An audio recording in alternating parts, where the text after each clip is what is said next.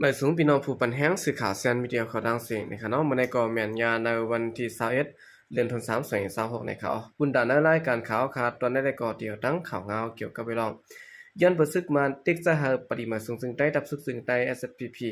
ถอยถอนซึกออกในวันและซ่อมเส้นตั้งลงในสิวิ่งล็อกจอกนั่นแหละตั้งภาย SPP ก็เลยถอยซึกออกลายอองตีนะครับเดี๋ยวตั้งข่าวเงาในเซียวก็มาผักตอนนั้นพี่น้องเขากว่านะครับจอมหนังเลียงข่าวในพื้นที่ออกไว้ว่าตะปังเซาในดังกิกลานปริมาณสูงซึ่งได้ดับสูงซึ่งได้ SPP กำพองเนี่ยเนาะอันปักมีซ้อมในวันและซ้อมในสินตั้งสิวิ่งล็อกจอกในเมืองไต้ปัจจันซึ่งนั้นนะครับย้อนเปิดของสิซึกมันเต็กมิบเงียนจะถอนซึกออกปันในแลดังภาย SPP ก็เลยค่ายถอนออกปันตลายอองตีอยู่วันนี้ครับ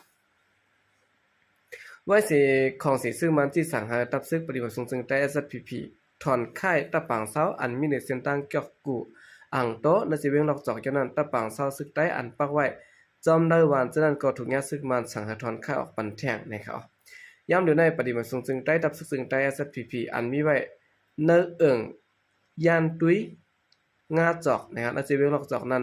เมื่อวันที่17เดือนธันวาคม2026นั้นก็ SPP ไล่ค่ายถอนออกปันย่อมสีตียอดในแหล่งข่าวในพื้นที่รัฐนี่นังในจุ่มเขาถอยออกก่อยาวค่ะมีสังยาวค่ะจอมกิกจะในเส้นทางลงในก็ถอยยาวค่ะในวงในซ้ำจุ่มเขาเจือนปักเสวตในจอมในวันนั้นก็ไล่ถอยออกก่อนหมดยาวค่ะกวนในพื้นที่กำพองยังเอาโท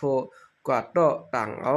ลักเสาไม้คงเก็บขอนอันกึดไว้ตีปังเสา SPP เขาซึ่งนั้นอยู่วันไหนค่ะไว้เสียปริมาณสูงซึ่งใต้ดับซึ่งใต้ SPP ไล่ถอนตับออกในพื้นที่กว่ายาวนั้นกึดไว้ตะปางเสาของสีซึ่งมาในตั้งตะปางเสาปีทุจิตปะโอเพียนโอกวยยาวในแหล่งข่าวในพื้นที่10ลัดนี่นังในหรือจอมบาอองเตียนซึกใต้ SPP ไล่ถอนซึกออกตะปางเสาซึ่งนั้นเปลี่ยนในเอิงยานตุ้ยงาจอกมีวันสัตติเม3ตีแลตะปางเสาอันมีวันปางลงนั้นตับ1วันนะครับ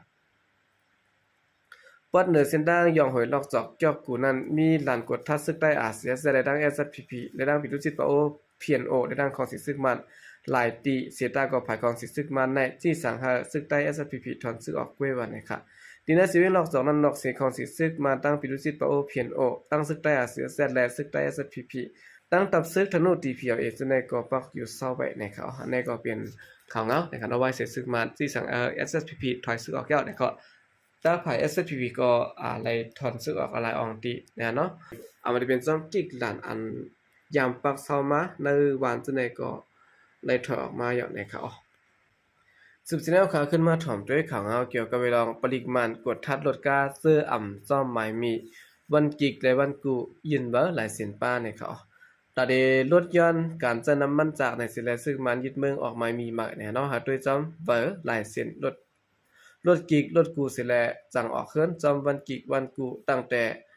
กลางเดือนธันวาคมมาในปริมาณเปิดกดทัดลดก๊าซเสื้อซ่อมหมายมียึดป้าหลายสิน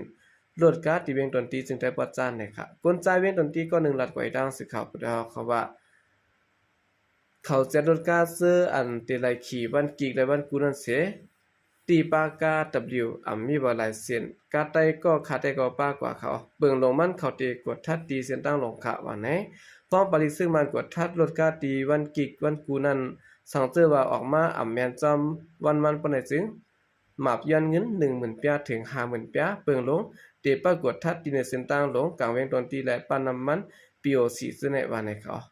กวนใจอายุ50ปีอยู่เวียงปังลองลาดกวยดังสึกข่าวพุทธเขาว่าที่เวียงตนที่ได้ก็เข้าแซดเนาะเพราะว่าขี่แม่นวันมันเพราะว่าที่ไรเขาย้อนเงิน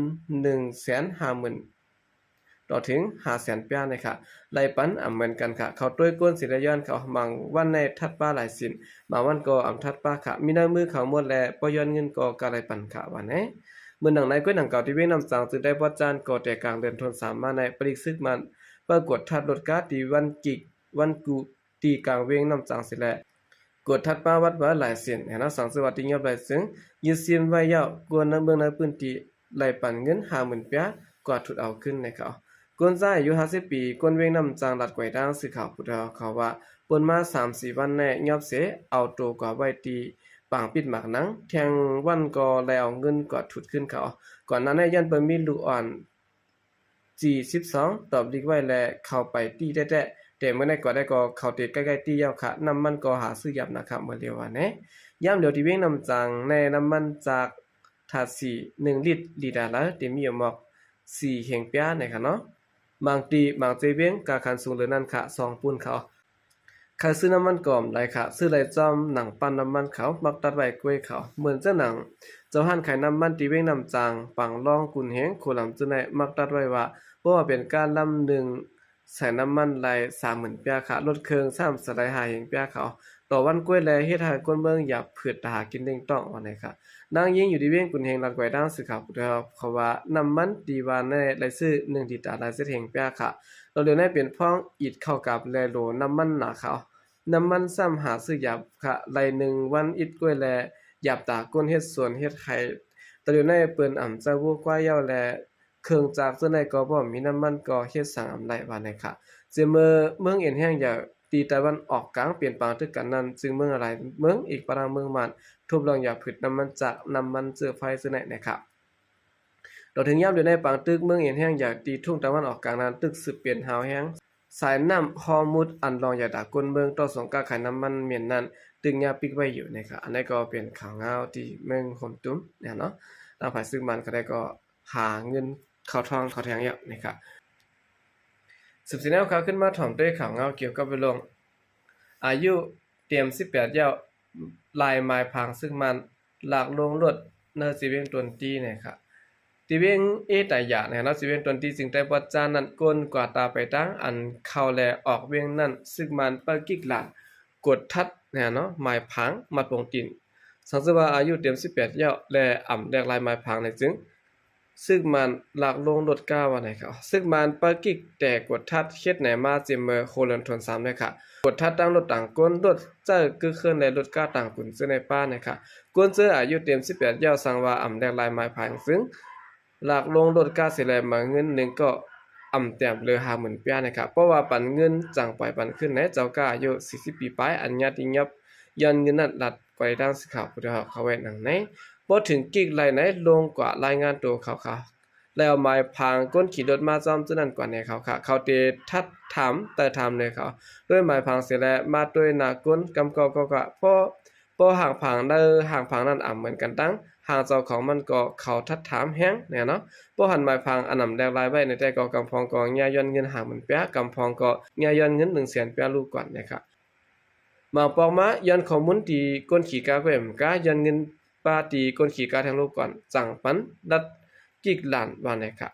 เมื่อหัวเรือนทน3มันได้ก็ซึกมานั้นปากิกหลานตีในเส้นตั้งอย่างงานเว้งเหลือตีหนึ่งนั้นกดทัดก้นขี่ก้ามาเสียแล้วหันเมทเท่าอายุ80ปีปลายก่อนหนึ่ง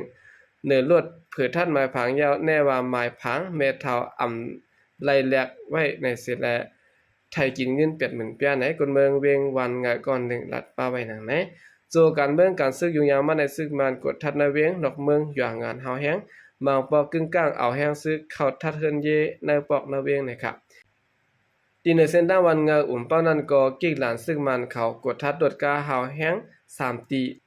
ดีกิกหลานซึ่งมันในเมืองใต้คาวากุติกดทัดคนเมืองจึงออกต่างกว่ามาฉะนั้นเลยต่างจากเครื่องแทบเปียดเอาไหนเจ้าการในเมืองใต้ก่อน1ลัดป้าไว้หนังในขณะนั้นก็เป็นข่าวเงาซึ่งมันเขากดทัดนะครับเพราะว่าอาสักเตรียม18อย่างไปลายไม้พังภายในซึ่งซึกมันหลักลงรวดนาเวียงตนตีว่าในเขา